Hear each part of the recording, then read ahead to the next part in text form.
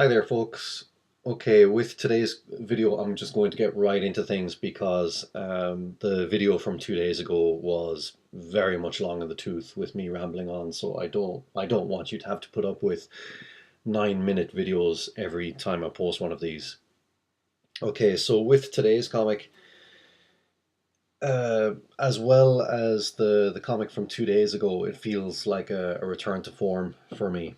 After feeling like I couldn't draw properly for the last couple of weeks, this has been very much like it just felt enjoyable to draw this one. Now it helps that I'm very much into drawing a facial expressions and b needless and superfluous cross hatching. So there's plenty of both in this. Um, with regards to the actual color choices for this, yeah, uh, I'm going to sound like a broken record if I keep saying this, but yeah, it was just a case of selecting what colors worked and just toying around with things until everything just looked right to me. Now, one thing I ended up doing that I didn't, that wasn't intentional, is there's kind of like a contrasting thing going on where the first, let's see, fourth and fifth panels all have kind of like a reddish pinkish tone to them, whereas the second, the third and sixth panels are much more, are much lighter in tone. And I did this intentionally. Like I just noticed when I was selecting the colors that this almost happened by accident, where I noticed there was like this nice kind of contrast going on between the panels, which creates this almost like jigsaw like effect. So I decided to stick with that and make it even more apparent. Like for example, the one, two, three, four, the fourth panel, the close up of the face. I'm sure you can see there that originally it was just going to be a literal, just like uh, white guy flesh tone basically, as I colored that character in the subsequent two panels. However, I just found, I just decided I would throw in, I would add like a red tone, red pinkish tone to the character, to that panel, and suddenly just everything clicked. Like that was kind of the, almost like the linchpin for the entire comic. And once that fell into place, everything else fell into place.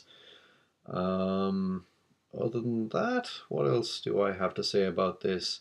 Uh, okay, what one thing I do a lot in comics, and I use it as a way to kind of quickly add shading to panels without having to go too in depth with it, is if you look at the first panel.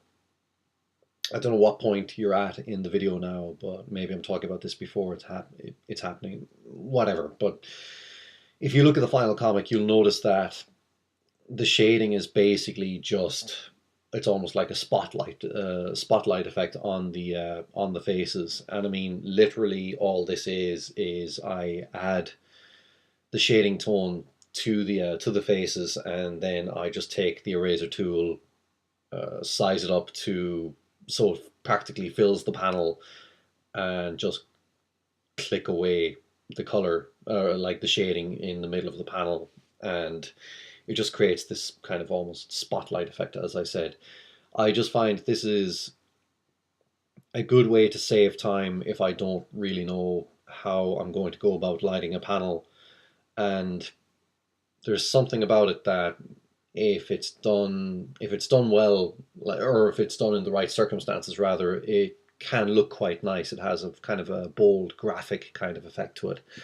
And yeah, it's so. And I mean, I've said this in a previous video, but it's all about learning how to use like shortcuts like that and when to use them.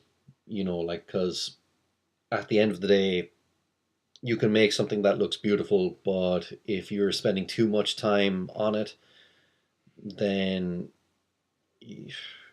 you're putting too much work on yourself, basically. especially for something like these comics where I need to get them done, fairly quickly.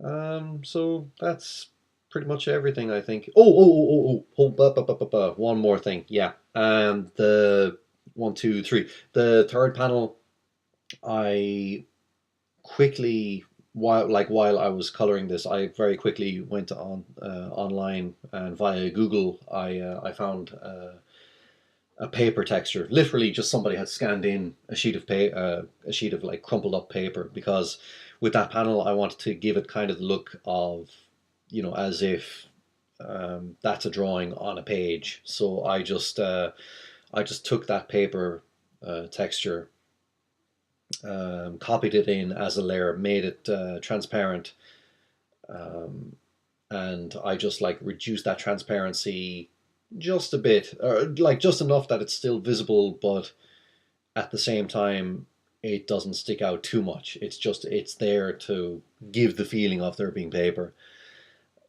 So yeah, so that's everything. No, I don't have any other surprise things to bring up after that. So yeah, yeah, I really enjoyed drawing and coloring this one, and yeah. So thank you very much for listening, and I'll talk to you again.